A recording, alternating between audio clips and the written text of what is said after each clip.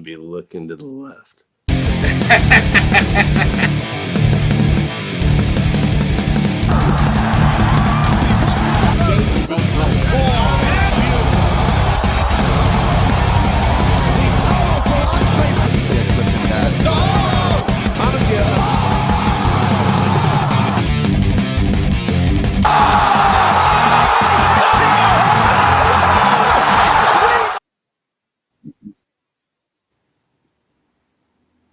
Welcome, fight fans, to another great episode of Headkicks and Haymakers. I'm your boy Bodkins. Of course, with me is my guy Wit and Mr. Bobby Blunt. Boys, welcome to our UFC 307 preview show, headlined by Alex Pereira via Khalil Roundtree. But before we can talk about this week, we must travel back to last Saturday and look at UFC Paris. I mean, what a fantastic card it was. First of all, the fight Paris. I mean, they know how to hold it down. Those fight fans are crazy over there. I love watching their cards because the fans are incredible. Then you got some great performances. Brian Battle, he comes out, cuts an awesome promo. I'm all in. I'm all in on heel promos. I already was a fan of Brian Battle. Now I'm a huge fan of Brian Battle. Give that man a title shot today. You get Nasruddin Imanov. Where was Arnold Allen? I'm not Arnold Allen, but what's his name? Brendan Allen. That's the name, not Arnold Allen. Brendan Allen. Thanks. His coaches made me so mad after the second round. Just keep going for the takedown. Keep going for the takedown. It wasn't there. The takedown wasn't freaking there. And then we get the main event, and it's Money Moncano absolutely delivers in the octagon and cuts. I was rooting for BSD. I picked BSD, but anytime Money Moncano gets on the microphone, folks, just shut up and listen because it's going to be a killer promo. And he cuts an awesome promo, talks about how the government sucks, loves the French people, gives out book recommendations. Then he says, Patty Pimblett, easy money. Dan Hooker, being in the top 5 is like a turtle winning a race. Easy money. Love Moncano. You find out he fought the fight, which was even more impressive with an injury. Wit, I'm going to start with you. Your biggest takeaway from UFC Paris. All right. So first of all,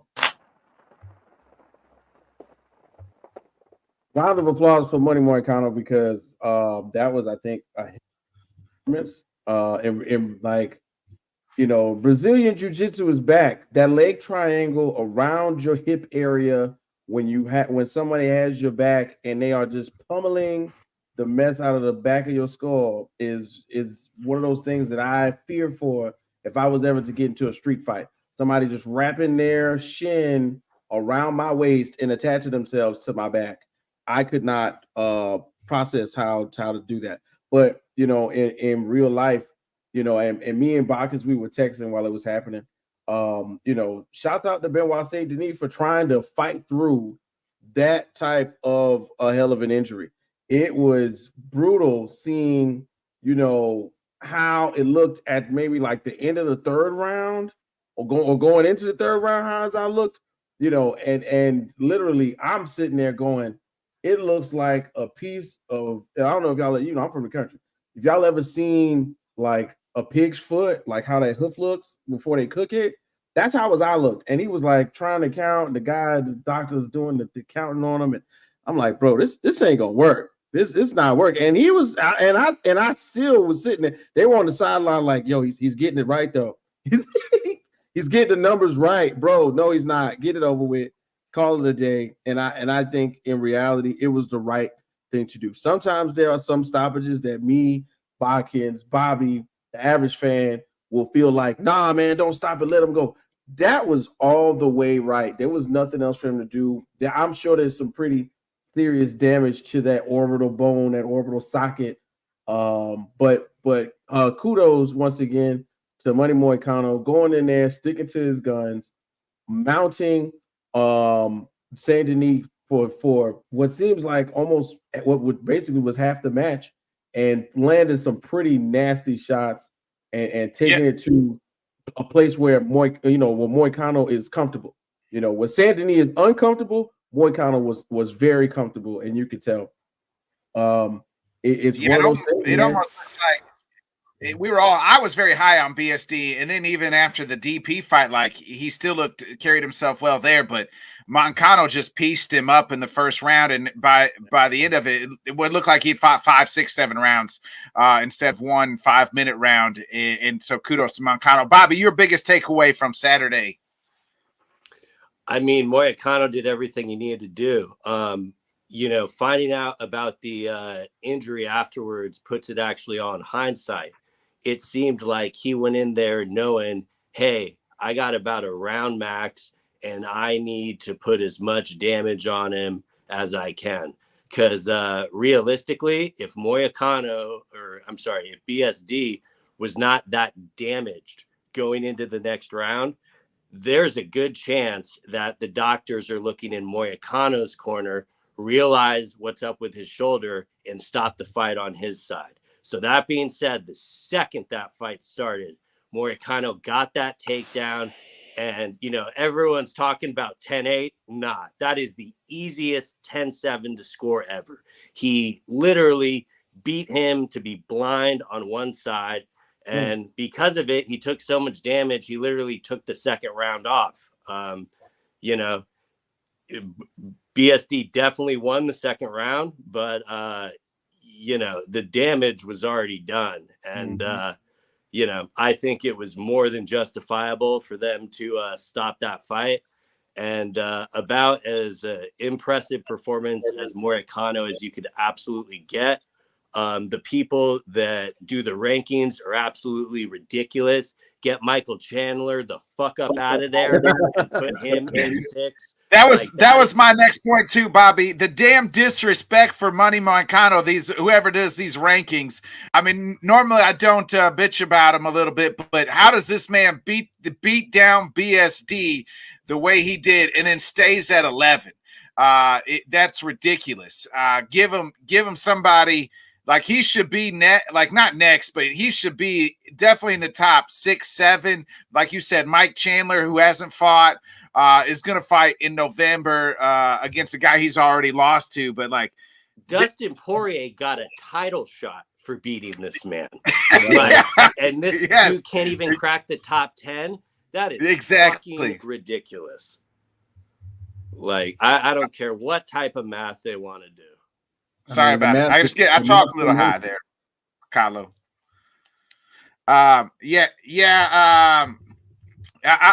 right there with you. DP did get the title shot right afterwards, and Moicano can't even get. He did call out Patty Pimblett.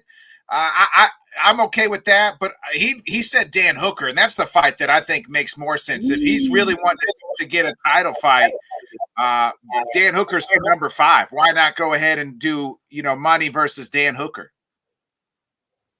Give me Money Moicano versus Justin Gaethje. I think he's earned that. I want him fighting up, not down. Damn it! You said Darush. I love that one too. Moicano Dariush. Yeah. That is on point. Yeah. I took my answer, bro. I can't lie. I was really trying to figure it out because I knew he was going to ask that question. And when I saw the rankings, it makes for an exciting fight. But when I think about the cancellation of skill sets, Dariush's wrestling, Moicano's jiu-jitsu, and somehow, some way we mix in the stand-up. It doesn't sound as tasteful, but for one of those game over type finishes like we just witnessed, I do like the Dariush Moicano fight though. Seriously. I just think him and Dan Hooker would be fun, and he's been calling out Dan for a little while now. And Dan's right there too at number 5. Or I did think in an interview later he did say Justin Gaethje. I mean, Piccolo, I do like Hooker versus Gaethje. I've said that since the last Hooker fight. Go ahead, Bobby. I'd have no problem with the Hooker matchup because at least he'd be ranked higher than Michael fucking Chandler if he won that fight. That like I tried to listen to every discussion for why he would not be in there. And I get that all rankings are somewhat subjective and they all kind of come down to an opinion. And my opinion is simply it is a shame not to have him minimum top 10. But seeing Chandler at 6, I do not understand how he could be at 6 when Moicano has been more active and winning. The also problem is they have Max Holloway, I think, still in that top 10, and they need to get him out of there. Like, Max, that was a one-off, really, for Max. I don't think he's, you know what I mean? He's getting ready to fight at featherweight. So, like, why is he still in the top 10 rankings at lightweight? You know what I mean? Yeah. Well, to the other side of that, Dana was saying, why is Max so low? Because he beat Gaethje. Also true. Which,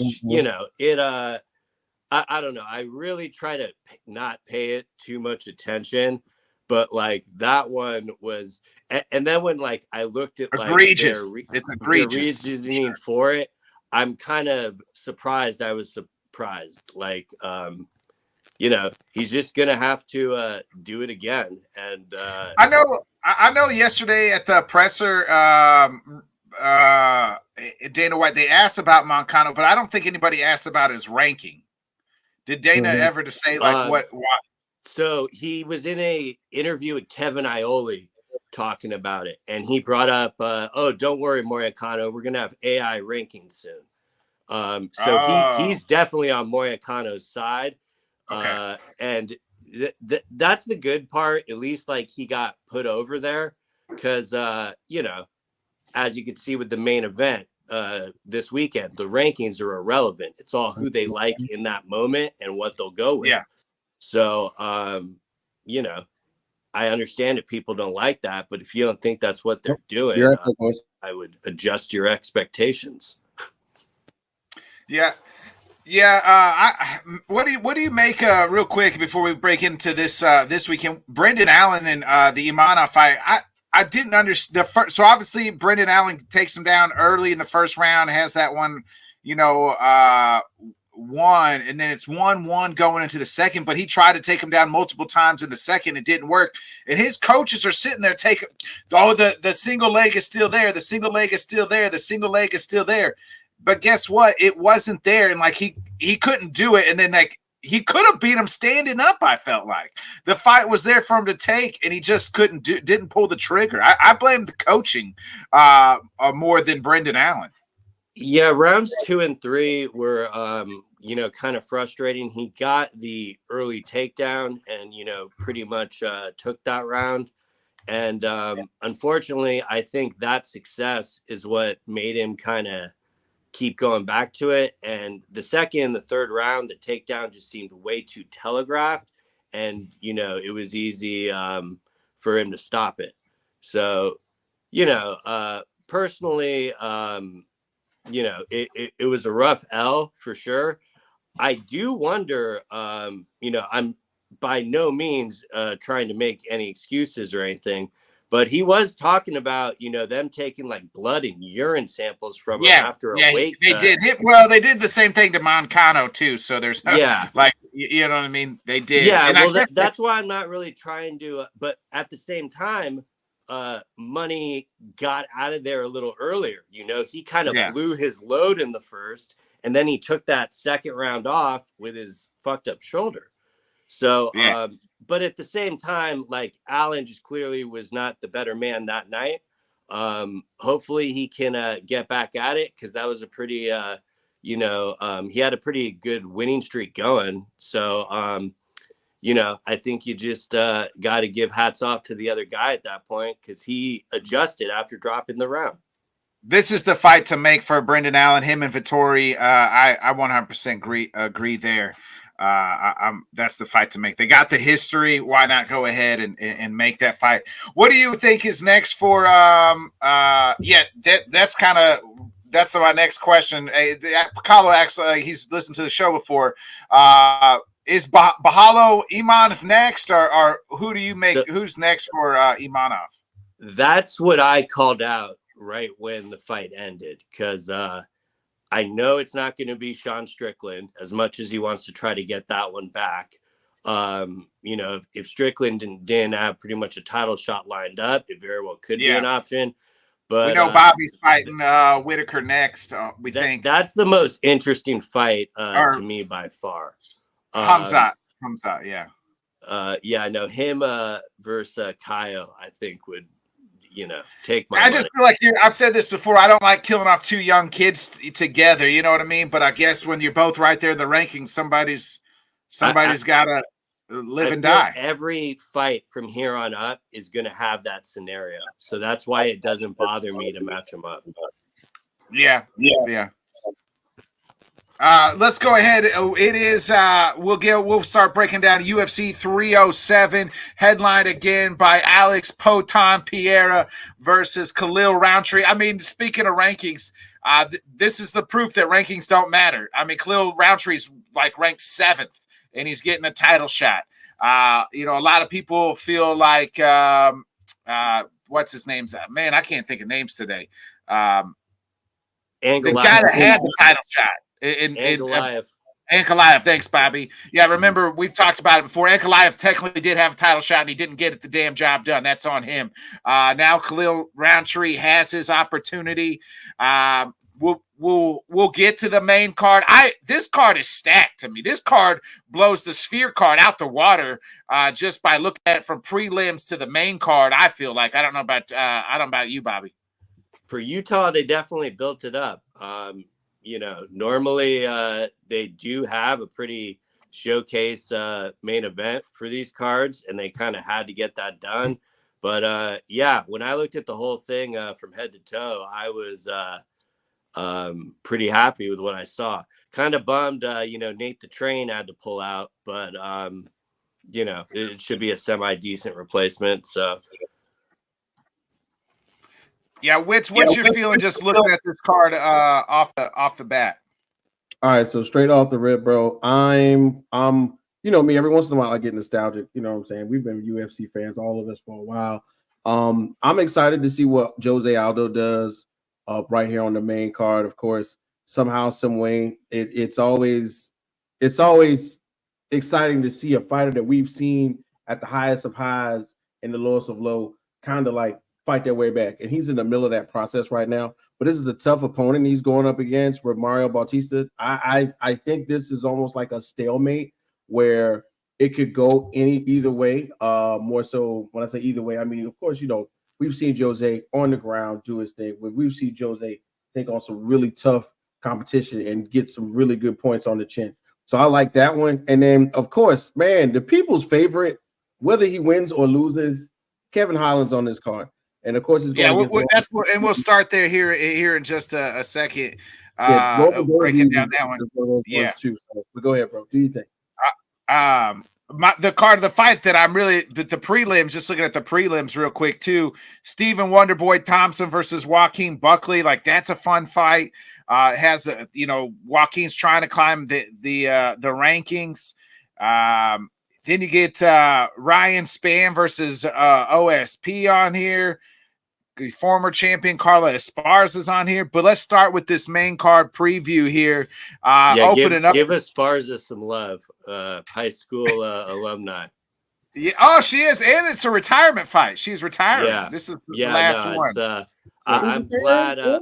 I wish it was a little bit higher up on the prelims, but, I think it's a good retirement fight. Yeah, I think it's a winnable retirement fight. So good for her.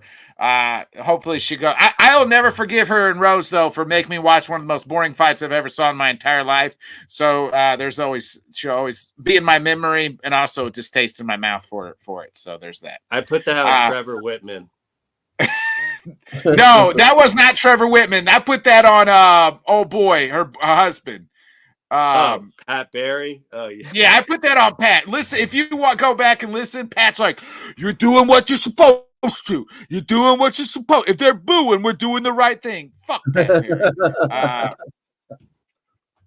Let's get into the main card here. Whit mentioned it. Everybody's favorite fighter, Kevin Holland, back at middleweight again.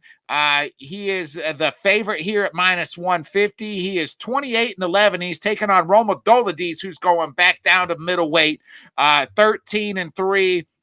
He is the dog, surprisingly, at +125. Both these fighters have lost 2 out of 3. Obviously, both go up and down divisions. Dolidis on the high end of middleweight. Holland on the low end of middleweight. I always have said that I wish Holland would stay at 170. I feel like he could be a real player there. But Whit, we'll start with you. Who you like and why? All right, man. So it's always a battle with me when I think about these fights, because somewhere in there we gotta go. Where are we gonna pick to put our coins? Okay, so real life, Kevin Holland looking good these last couple fights, but of course, he had a tough one, but we've seen him recently somehow, some way, add to his game where he looked like he did a little bit of wrestling in his last fight. But of course, shout out to my people from Tapology who are watching right now on IG. What's going on? We got 13 wins by knockout, 9 by submission, 4 by decision. And these submission wins are happening a little more frequently for Kevin Holland. But of course, look, Roman Dolidis, nobody to sleep on. Somebody really scary. 13-3 right now. I'm thinking if we got to go with somebody money-wise, I'm liking Roman Dolidis. He's coming down a weight class. He's trying to stick his way into fighting smaller opponents, I think, because he's a heavier natural guy. But for me, man, just for my heart, this one time, I want to see Kevin Holland. He's on a streak. Let's see if it turns into 2 and see what we can really get with this one. But I do like Kevin Holland against Roman Dolidis. He's naturally at a weight class he's comfortable with. He looked pretty good last match. Let's see if he can turn this one out. So who you going, Dolidis? No, I'm going Holland. I'm going Holland on this one. Oh, okay. You're going Holland. I was confused. All right, go ahead, Bobby. Who you like? Kind of a weird one to break down, because I noticed in the Smith fight, he definitely looked like a small 205er, but he also looks like a pretty big 185er. Holland's last performance, or I'm not even sure if it was the last performance, but the fight with MVP, he struggled with how fast MVP is. And yeah, that was 2 fights ago. That was his last fight at welterweight, and then he went and fought at middleweight. This is and it's crazy. Sorry, Bob, I don't mean to cut you off. Before I want to get these 2 quick stats out. 2 of the most active fighters since 2001 are on this card: Kevin Holland and Alex Pereira. And also age-wise, this is the oldest card in UFC history, age-wise, as far as like average age. The oldest card? Yeah, as far as average age. Well, I mean, that's what's going to happen when you got the King of Rio on the card. I was about in to say, Utah, what could go wrong? Amen to that. We'll get to that, Bobby. We'll get to that. Go ahead. Who you like on the Dolidis, Kevin Holland? So yeah, I keep going back to it, and the speed, the issue that Holland had in that MVP fight, I don't really see that being an issue in this fight. But at the same time, I trust Roman's team and stuff. So I think it's going to be pretty tight. But at some point, I do see this striking match eventually going to the ground. And I think Big Mouth will be able to pull off a submission. So I'm going to go Kevin Holland. But it is a really close fight and a great matchup to start off the card. I thought it'd be more even money. I was kind of surprised to see Holland being a dog, but it's not too much of a heavy dog. Holland's the favorite at -150. Oh, really? Okay. Yeah. I'm looking at some old ass lines then or something, or I just read it backwards. Yeah. That's probably in line with Holland's submission skills. So that makes sense. I agree with Bobby, man. Yeah, Like I said, that last fight, he showed a little bit of that grappling, and that he didn't have, those first couple good fights. The Wonder Boy fight, he didn't do anything on the ground. He was yelling for DC to give him some pointers.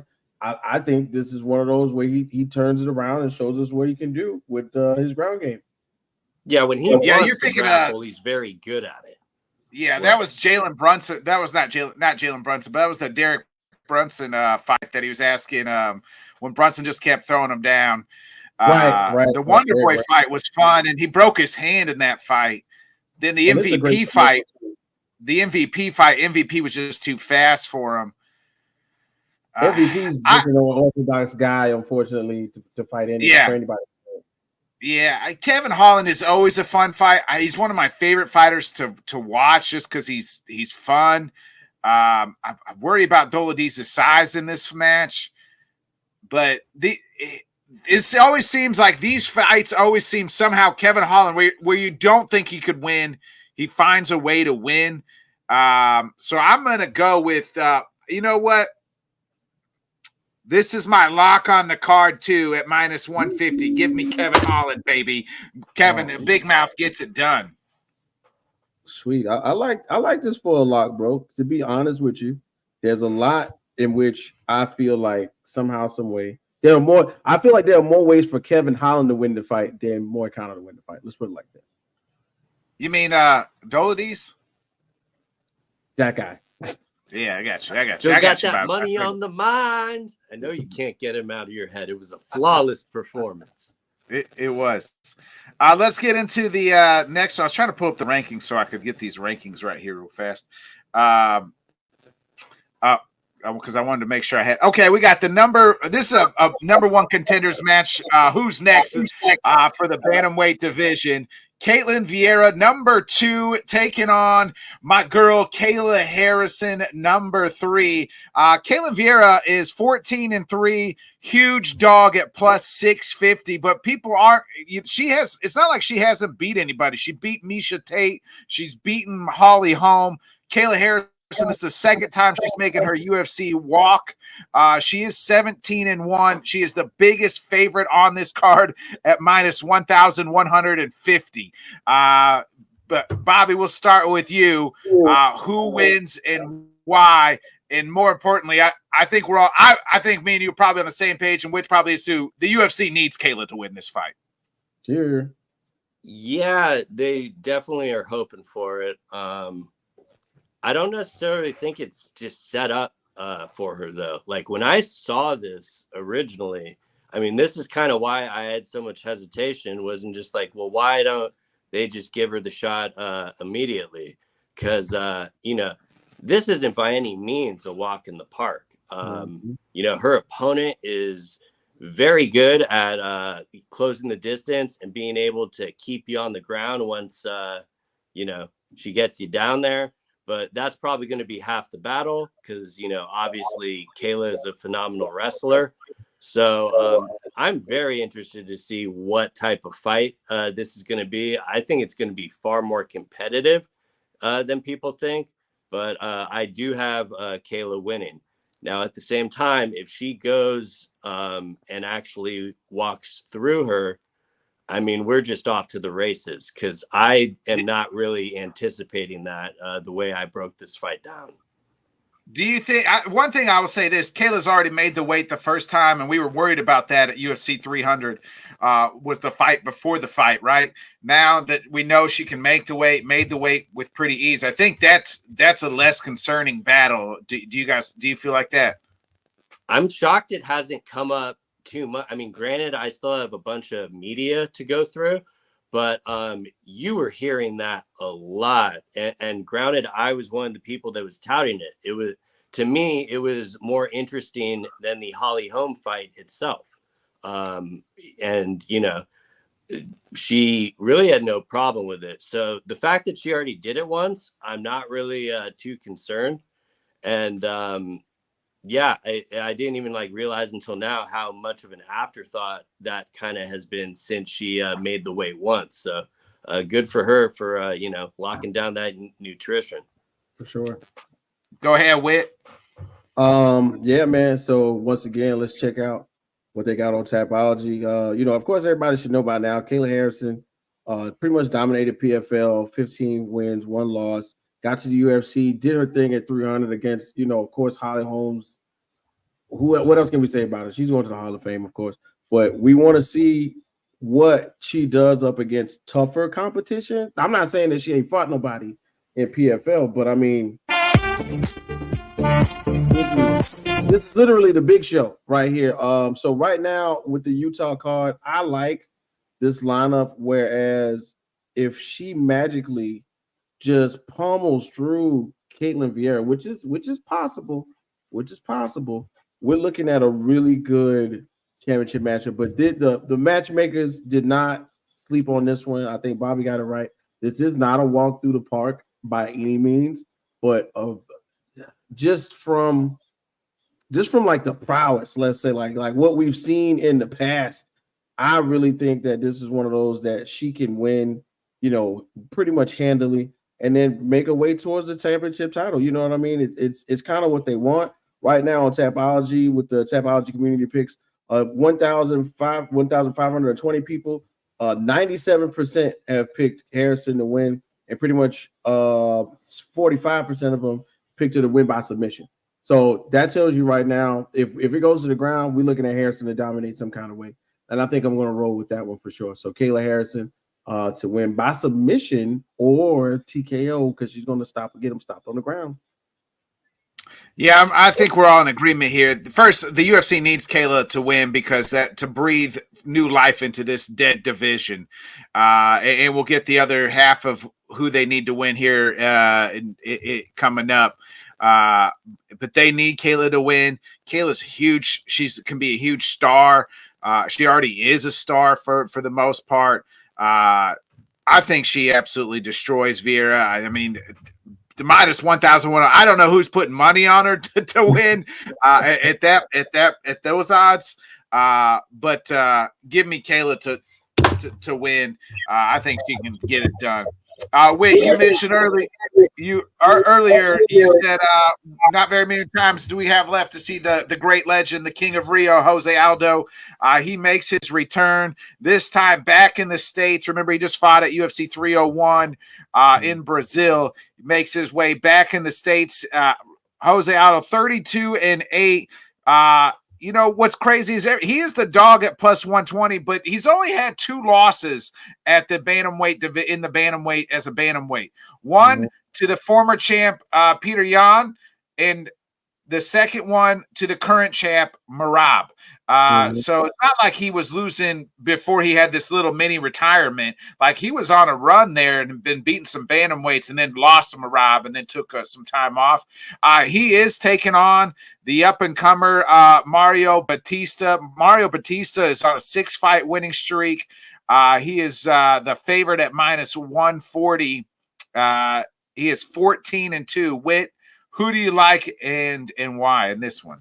All right, man. We're just gonna cut to the chase, man. Y'all know, y'all heard me say it. Versus number 11 in the bantamweights too. So. Right, y'all heard me say it, man. Jose took, Bakken said it, just now, some tough losses, but they were tough losses to champs, future champs, previous champs, people that are worth losing to. And I'm not saying that Mario Batista is not of the ilk where, I'm saying this could be skewed one way or another, but very few fighters take those type of losses, especially like fighters like Jose Aldo, who's been a champ, who's gotten I feel like it's 100 fights, even though it's 40 fights under his belt. He just won in Rio, and he won like handily. He didn't just squeak by. He won a really good fight. So I'm liking Jose to, continue his streak right now, get his second fight under his belt, make a little win. I'm not saying this is going to automatically jump him up to, make him a title defense or something like that. But man, it's going to keep him right where we like to see him on another pay-per-view card in the year. And I think that this is one of those, it's not necessarily a gimme, but this is one of those where the styles make fights for sure. Out of 1808, on Tapology, 80% got Jose winning, and out of that 80, about 65 got Jose winning by submission. So I'm liking that one. I'm not necessarily liking it by sub. I'm thinking Jose, old school, old man strength. I'm thinking this might be a knockout for Jose Aldo, low key. I'm really feeling like I feel like that last fight at 301, he let his hands go just a little bit, a little more than we're used to, or almost like the old Jose. So I think that we're going to stick to this one. He might catch Bautista on the chin, and then we get a little TKO stoppage somewhere in the second round. Well, I mean, he hasn't stopped anybody. His last TKO was February 29th against Muddy Moncado. So there's that, maybe. Old man strength, man. Old man strength. It might just work out. It might just. That was the last time he knocked somebody out. So other than that, it's been straight decisions or losses for him. Bobby, who you like? First of all, what a credit to Moicano to come back after getting finished by a former champion. So once again, hats off to Money Moicano, who is ranked way too fucking low. Now, as far as this fight goes, once again, the UFC is doing Aldo no favors. This is second young buck they've tried to feed him. Yeah, the fight, the 301 was designed to try to transfer his star power into that young buck. And I loved how Jonathan, he came out. Martinez. Yeah. He came out and was like, nah, y'all must have forgot. I'm fucking this dude up. And he looked great. He went into that. The really only question I have about this is, does the altitude affect him at all or anything like that? But if we get the Jose Aldo that we saw at 301, I have no doubt in my mind that he can win 2 of these 3 rounds. So give me Jose Aldo. Yeah, I'm a kind of in agreement. I think. Batista's a dude too. He beat up Ricky Simone last time out. That was back in January of this year. But man, it's just like they're not doing Jose Aldo any favors. I think, is this the last fight on his contract? I can't remember when he came back, or he signed a new deal, right? Yeah, so the 301 fight was the last fight on his deal, and at the time, most speculated that he was going to do something with boxing. Right, that was a big thing. He was talking about boxing. I don't know if you saw what happened to Nate with him getting fucked over, and was just like, nah, I'm going to work with the devil I know, sort of thing. I don't know what amount of fights they gave him. They ain't too keen on doing one fight deals. So, but at the same time, it seems like the UFC is attempting to do the exact same thing, but they boost some star power being on the card. But it's definitely no gimme. It's going to be an entertaining 15 minutes for sure. I like it. Yeah. I text Bobby earlier today. I said I love the dogs on this card, and at plus 120. Give me Jose Aldo by decision, baby. I like it. I think he gets the decision. We're all in agreement. We're all riding with the King of Rio at least one more time. Hey, very telling you didn't pull out the dog mask for that pick. I'm saving it, Bobby. It just occurred to me. Yes. A little foreshadowing. I'm saving it, baby. I'm saving it. We get into the co-main event. The women's bantamweight champion. You have the champion Raquel Pennington, 16-9, the favorite at minus 170. She is on a 6-fight winning streak. She is taking on the former champion, Juliana Pena, the Venezuelan vixen, who is 12-5 at plus 140. But more importantly, she has not fought since July of 2022. It's been 2 full years since we saw Juliana get beat up by the lioness, Amanda Nunes. Yeah. Bobby, I'll start with you. Who you like and why in this co-main event? I was kind of soured on this fight like a month or so back.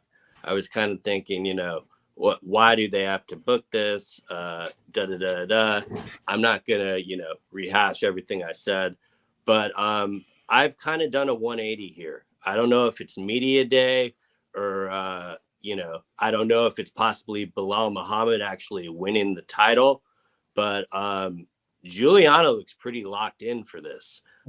All the embedded, she had no makeup on. You could tell she was just all business training. She was doing, interviews here and there, but nothing like too big. And she kind of waited today to like do the media and the whole like, shit talking character thing, like however you want to, classify it, how she sells A her heel fights. character. Yeah. At least someone in the division does it. And honestly, going back to Kayla and the UFC needing Kayla to win, I think a lot of people would also argue the same is said for Juliana there. Exactly. That being said, the way it's lined up right there is why I'm so intrigued for it, because we've had so many of these scenarios where we have something, set up to do, and then it's someone right there in front of us. Yeah. And then someone pisses in their Cheerios, and it's done. So I think the line is probably justified only from the fact of the 2-year layoff. If she had like another fight under her belt and was not coming off a loss, I think she'd be a lot more of a favorite. But at the same time, it's not like she's like a heavy dog, she's not even like a 2-1. So I think Raquel has definitely put in the work and scouted it. They know each other from back from Tough. So I'm kind of curious if it was like Tough season like 10, I think, right? Yeah. Like, is it going to turn into like more of a sparring match or what? But, as of today, I'm probably leaning Juliana Pena to get it done, but in no means am looking over Raquel. I think she has just as good of a chance to retain the title as Juliana has to win it. And, it kind of puts more anticipation on how this all plays out with those two women fights on the card. So, my criticism before was probably more reactionary, and, credit to them for getting something else out of this than, just Pereira and Roundtree.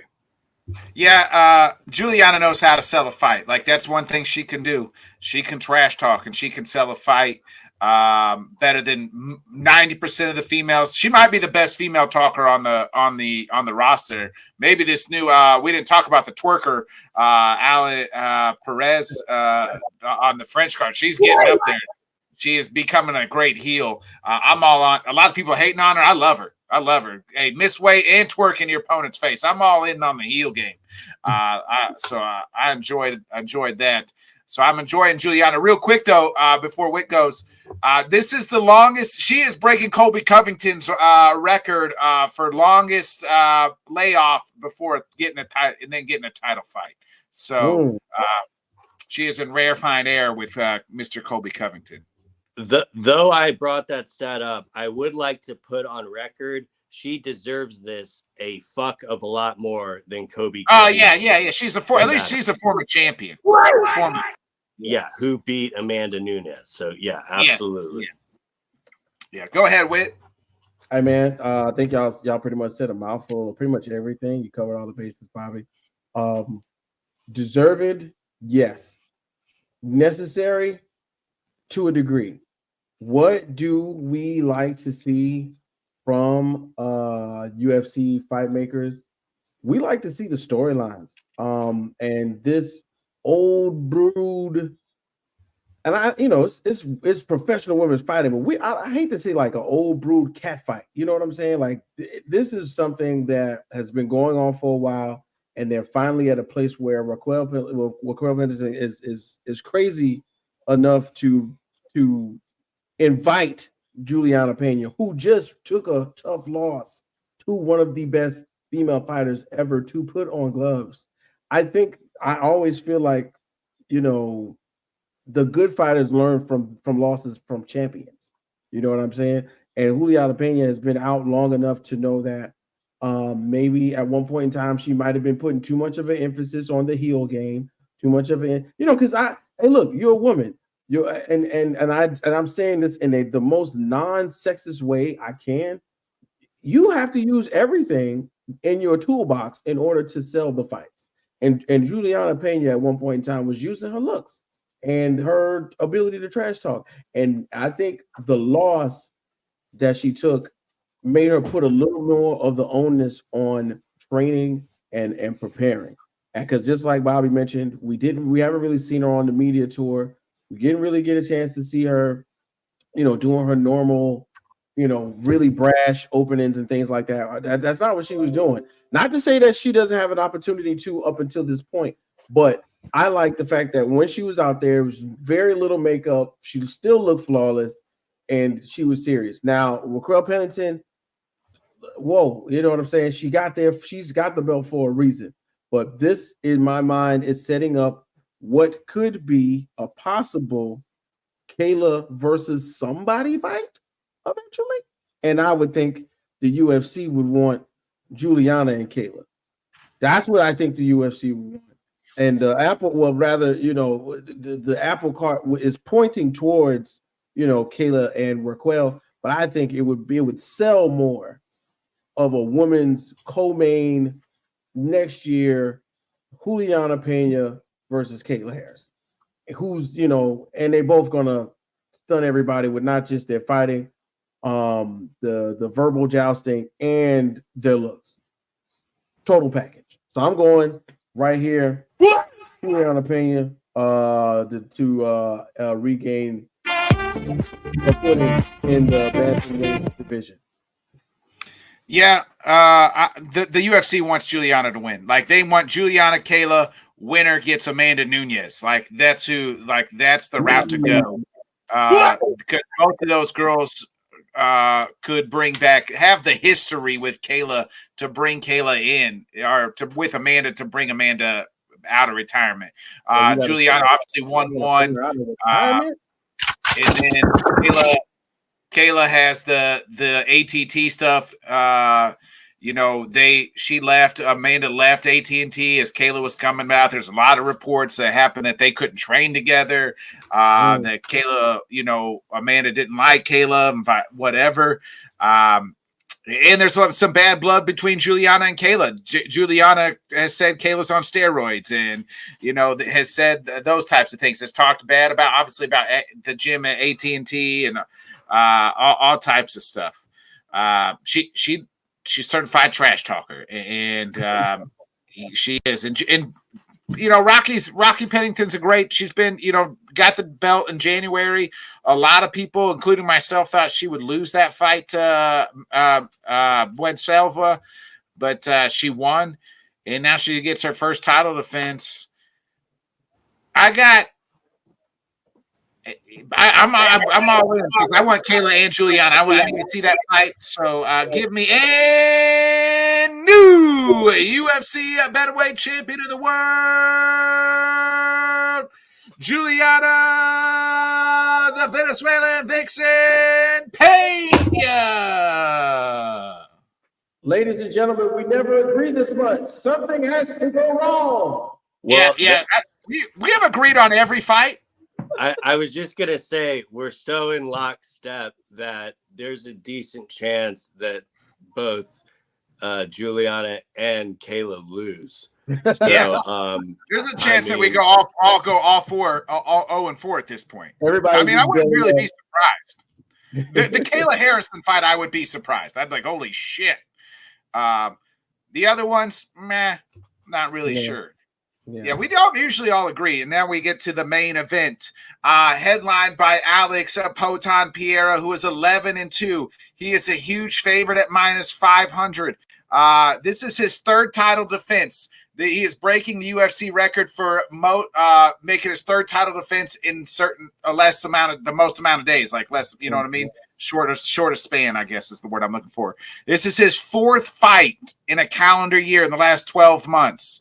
He is taking on none other than the 7th ranked, we talked about it, light heavyweight in Khalil Roundtree. who is at plus 350. He is 14-5. He is on a 5-fight winning streak. He also looks like old buddy Luis Gossett Jr. So there's that. Whit, I leave it up to you right now. We'll start off with you. Who wins the main event and walks out the light heavyweight champion of the world? Oh, man, ladies and gentlemen, let me tell you something right now. There are a few things that when we talk about myself, Bobby Botkins, that I get excited about, like before we get on to the show. I asked Botkins 2 hours ago just to make sure that we were going to cover this. And I was thinking about the right thing, and this was the right week. Okay, so we've seen Poatan put on match after match after match where he seems to somehow mentally get into the fighters' heads before he gets into the match and take extreme chances where he gets to take, I don't want to say take the fighter's soul, but just take the heart out of the fighter. We saw it, we've pretty much seen it in every fight, in my opinion. And he does it at such a rate where it's very rare where we see him fight somebody where it's not like, okay, well, this could win. I mean, what we thought it was going to happen with Hill, Jamal Hill, didn't happen. Yuri Prohaska, we were excited to see him get back in there, didn't happen. Jan Blachowicz, didn't happen. But somehow, some way, I gotta tell y'all the truth, man. I've been hearing this Khalil Roundtree story before, and I think I'm stuck with it, man. I think I told you guys when we talked about boxing, the Tyson Fury story, about all of that depression and stuff, fighting. Yeah, he was 300 pounds, and he was depressed. Yeah, exactly. But I feel like fighters who are fighting other things outside of the ring have a big shoe to fill in this in the world of combat sports. Period. Khalil Roundtree is one of those people, and I think he has what it takes up here to not be frightened by what the, like, I don't want to call it the ghost, but what like the vision of fighting Alex Pereira brings to the ring. I think he's going to think of him like a regular man. He's going to think, if I've combat depression, my weight. He was talking about smoking, suicide. We can't say that word, but the thing where you may end your own life. I feel like this is one of those fights where it won't matter, and Pereira may have met his match. If you've heard it in all of the interviews, Khalil Roundtree does not go for a takedown. Not at all. This is where I think Poatan will have his toughest match, where somebody's going to want to stand and bang with him, just like in those K1 days. And he's going to have to revert to his old school, you know what I'm saying? Oh, he's going to almost how he beat Izzy, but I feel it in my heart that fighting this frequently, especially as a champion, there's going to be a time when you make a mistake. There's going to be a time where you underestimate somebody. There's going to be a time where you rely on what got you there a little too much, and the refined skills of someone who's never been there before shakes the room. This is that time. So I'm going to go with because I feel as though Khalil Roundtree has what it takes. I in any other chance, in any other arena, any other opponent, Poatan wipes the floor. But for me, right now, I gotta go with Khalil Roundtree. This is not gonna be the end of Alex Pereira, because he still has an opportunity to go up a weight class, possibly, or come back and still fight him again. You know what I mean? This is not the end of Alex Pereira, but I think this is just the end of his title reign at this point. He will take some time off and come back and be scarier than before, just like he did when he lost to Izzy the first time. But this one right here, I'm going to go with my guy, Khalil Roundtree. Bobby? Do it, Bobby. Do it. Do it, Bobby. Do it. Okay, so let's go back to what you said with the I think it was Ronda Rousey who holds the current record. I think correct. That many defenses in what, like 156 days or something? Yeah. And like I can't remember the stat off the top of my head. And Poatan would do it 146. So pros and cons. He is used to fighting at an elevated schedule like this because of his kickboxing stuff. It was a big reason why when he saved the day with the Connor card, I really had no doubt that he would not win that because he's so used to traveling far areas and having to fight. I'm not trying to discredit Khalil at all. He, I do think he was going to be here one way or another, whether the UFC gave him a little bit of shove at the goal line to get him here. He's never not fought in the Apex, though. That's true. I just think about that moment of when he comes out and he does all that stuff with that arrow. So you're going to go from dropping a thumbtack in the Apex, being able to hear it, to that. If Roundtree is able to do this, that would be extremely impressive. One of the things that had me a little concerned is I heard he turned down a few interviews saying that he wanted to, just be locked in and focused, which is good and everything, but it also, takes me back to him only fighting at the Apex and stuff. And is he ready for that? Now, he obviously did, the media, and he's been making his rounds and stuff. So maybe he was just saving that energy for knowing when he had to do that. But this is a classic kickboxer versus Muay Thai matchup. And, the main reason he got it is because they have very little fear that there's going to be any grappling involved. That being said, Alex Pereira has been sparring with Sean Strickland, and they haven't just been sparring. They've been doing heavy grappling, been pushing stuff under. And I really think Alex is going to try to implement some of that in the fight if it doesn't end in the first minute. Alex has come out and said that, he challenged Khalil and said, hey, let's no takedowns and we'll donate some money to a charity or something like that. And then Khalil said, I'll just donate money. I won't even have to do that. I'll donate my part of my charity to, money to my winnings to a charity anyway.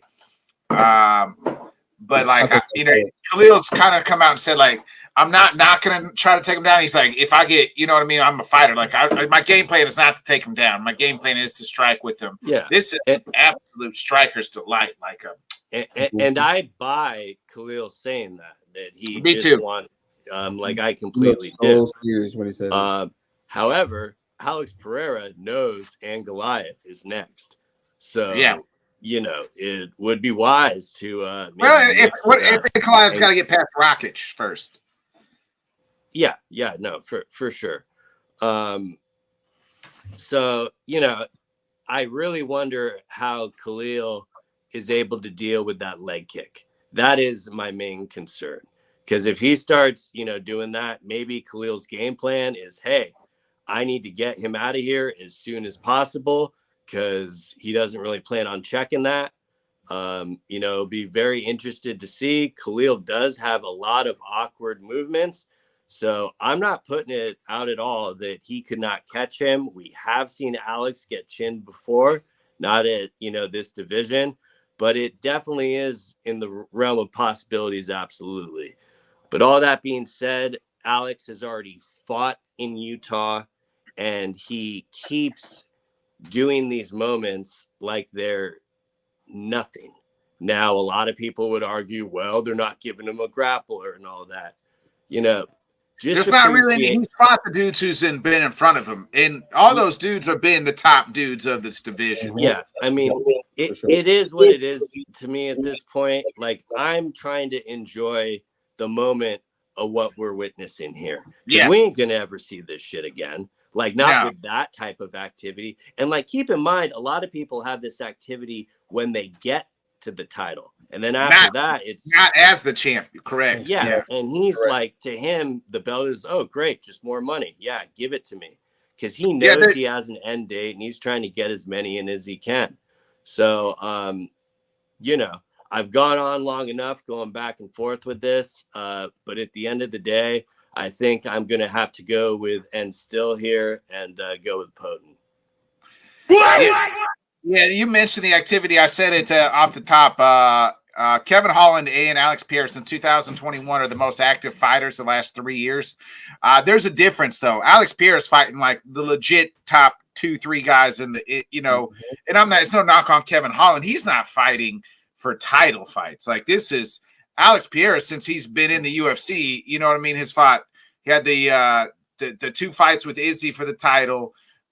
He's now, this is his 5th title fight. Like, he what the wildest part is, he had before he had the Izzy fight, okay, like he pretty much had Strickland, his opening fight that he came in with, and then Jan at 205. If I'm not mistaken, there was one guy in between Strickland and his opening guy. There's one guy in between there. Yeah. But other than that, since then, every single fight has been either 5 rounds or a title fight. And granted, the 5 rounds doesn't really matter. But, we've already seen him be able to go 15 minutes in Utah. And that's a big deal to me. But I don't mean to undersell Khalil at all. Like, if I was betting this, I'd be a fool not to take a flyer on Khalil's money line. I mean, with these type of gloves, no one is that much of an underdog, period. Yeah. And Bobby, you said it. First of all, again, this is a striker's delight. Like, these two are absolute pure savages. Like, people, like, I don't care that Khalil Roundtree is number 7. I said this when the fight was the fight was announced. Put all the names in the fucking hat, and you can pull out the 2 best fights I want to see. It's going to be Khalil Roundtree and Alex Pierre at light heavyweight. You also, like, Alex has got options after this, right? It's kind of like it's laid out from him. We could get him and Tom Aspinall for a heavyweight title fight. He's talked about going down and fighting, defending, to beating the guy that Izzy couldn't beat. I think that's like another stick to Izzy almost, in fighting DDP and trying to become middleweight champion. So, like, all that is out in front of it. But Bobby, you said it. What'd you say, Bobby? It's in Utah, and fucked up things happen in Utah.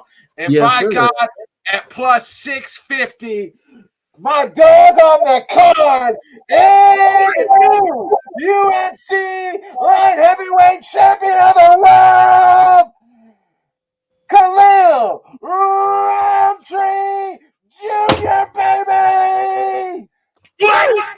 I like it. Definitely help me in suspense there. Didn't know where you were going to go with this one, Marcus, but me and you rocking with Khalil Roundtree. Bobby, I knew he was.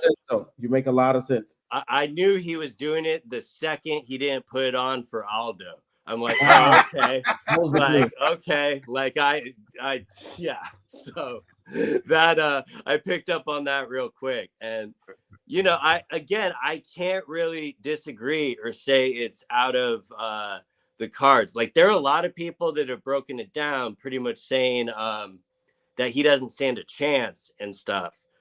Citing that he makes himself too hittable and stuff. And, I think that number for an underdog is absolutely crazy. I might have said 350 with the 650 with the dog mask on, but it's 350. But either way, you take the flyer on. Like, he can get it done. I think he can. There's just 2 years ago in Utah, we saw Leon Rocky Edwards shock the world. Mm-hmm. Okay, listen.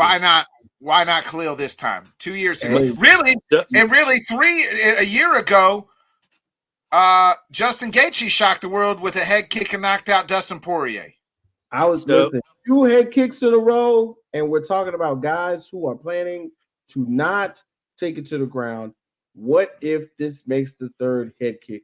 Khalil Roundtree striking. His hands are dangerous. He's very unorthodox, like Bobby mentioned.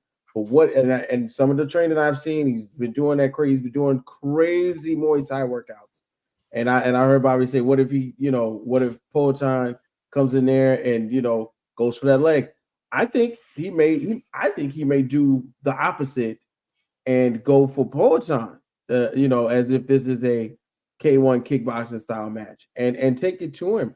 I think that's the one thing that I can say is kind of like his kryptonite. Most people are waiting for, Poatan to do his thing to strike or maybe miss so they can counter. If you take it to him, it's a little bit of a different show. So I'm really excited about this one though, straight up and down. This is one of the ones I wanted to see as soon as they announced it. The underdog story can be rewritten, but at the same time, if as Alex Pierre wins, I mean, just strap yourself to a rocket ship because it's going out of space, bro. Do either of you have up what Pereira by submission is? I can probably pull it up. I bet it's like plus something. I wonder what the over under takedown is too on this. Let me find it. Yeah, I mean, if you want to live a little, put a little flyer on that, because realistically, this fight could never hit the mat. But I think Pereira knows pretty damn well that his next fight is going to be on Goliath, or at least he is preparing himself in that aspect. I mean, granted, he doesn't look past Roundtree; he's focused on Khalil. But I think it would do him some favors to implement some grappling in this. I know it's not what the fans want to hear, but I'm just thinking out loud. Bobby, you got plus 1,500 for Pierre to win by submission on DraftKings. Plus, what'd you say? Yeah, right? Yeah, is that right? That sounds wrong, right? Am I tripping? No, that sounds right. Pretty correct. Yeah, me. And yeah, if you want to live a little, throw a C note on that. Right. What's Khalil by submission? Khalil by submission plus 3,000. What? Plus 3K for Khalil by submission, bro. That's the one right there. Khalil. Okay, that is the one. Plus 3K. But the Khalil decision 1,600. By KO, TKO, or DQ plus 5. The over under on the rounds is 1.5. Yeah, that's about right. Under plus 100. So to your Leon Rocky Edwards point, he was losing 4.5 rounds. I do not really envision this fight being in that range. But if Khalil is able to weather a storm and come back and win in Utah, I mean, that'd be great. The bigger question for me is if he wins this fight, do they just run it back? Or because maybe, I mean, he's their cash cow. Yeah. If Khalil wins the fight, do they run it back? Yeah. If Khalil wins the fight, bro, Alex Pierre. It depends. Ask me that a week from today, on our post show, and I'll have a better answer. If it's by knockout, the answer is no. But I'm saying, and it ain't going to decision. I'll just shut up. Never mind. Throw it out.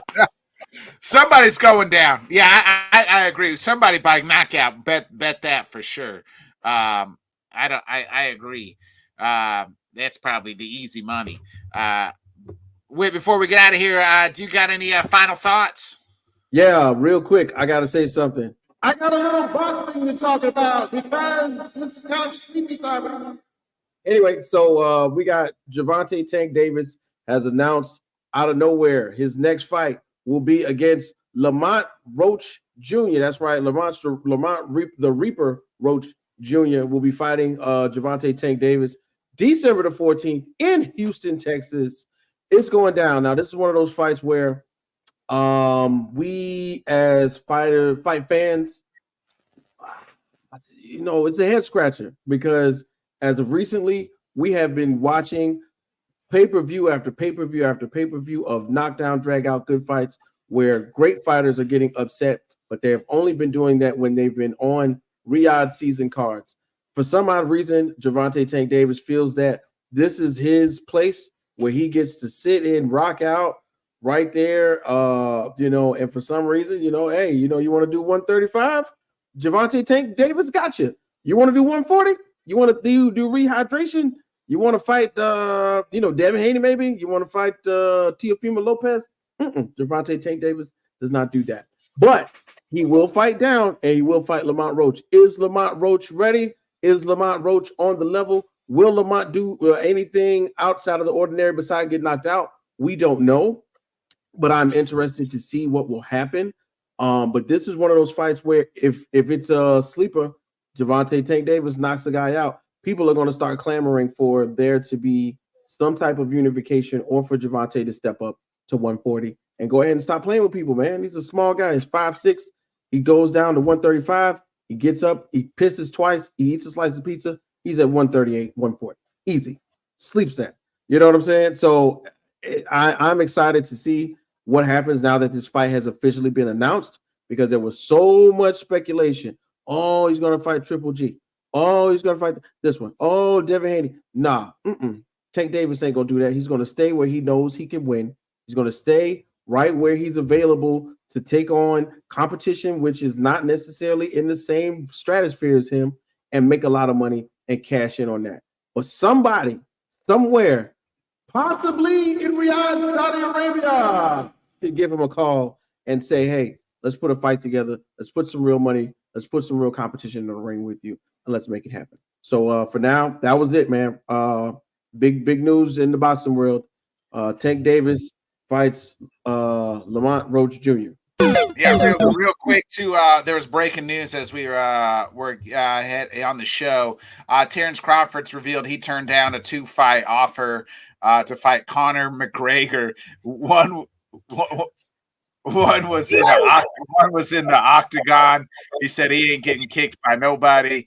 So I don't know how much. I don't know if that's even legit, because Conor can't be fighting nobody because at the UFC he's on a UFC contract. So he's still got 2 fights left. So I don't know, but that's what Terrence is saying. That's what the kids call cap. Since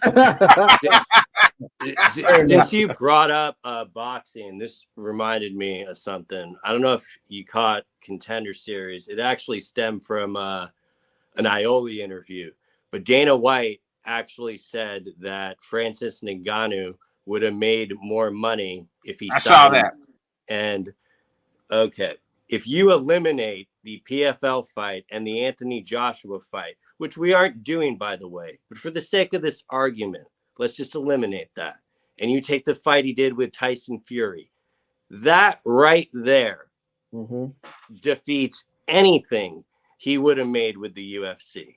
How is he going to make that amount of money with the UFC? The only way it would happen would be with a John Jones trilogy. He didn't even have a guaranteed one John Jones fight. So that was the most bold-faced lie I ever saw. And, Dana knows the real numbers, Bobby. Dana knows the real numbers. Dana would never lie to us. What are you talking about? He knows the real numbers. Well, that was my favorite part of it. Like, I'm not trying to shit on the guy, but I know the real number. And it's like, you don't think he does either, and that's why he took the other number. Thank you. And they're also saying, like, with the PFL deal, if he actually does the 3 fights, he'll probably make like $50 million in that deal. So just the PFL deal by itself would have been more than what he's, it would. He'd have to have multiple like $200 million pay-per-view buys. When Francis retires, Dana will say, I love Francis. Nobody's defended Francis more than me. Right. And to think about it, right? When he does retire or he lays it down, the PFL is going to do some real honorable mess. They're going to build a PFL fight camp in Kinshasa or something like that. We'll look at that PFL card because it's next Saturday. So we'll look at that on next week's show. Yeah. And credit to them for putting it was only a minute long. I would have preferred them to talk about the entire stacked card of it being the best event they did. But hey, at least promoting the Francis, El Problema is better than nothing. Right. But it'd be great for Don Davis to appease to the fans and not the fucking shareholders in these meetings. You need any suggestions, Don? My DMs are open. So there we go. Hey, all our DMs are open, Don. Head Kicks and Haymakers will go on the road and promote the whole PFL for you if you want. We'll take it on the road and do a show with the PFL. Sell out. We'll put on a whole concert.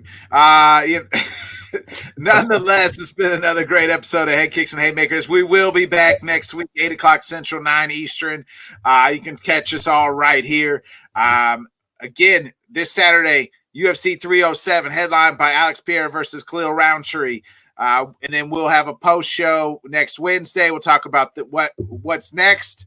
And then we'll look at the PFL card as well. So be a friend, tell a friend, folks. Like, subscribe, share. We're going to hit that outro. We'll see you next week.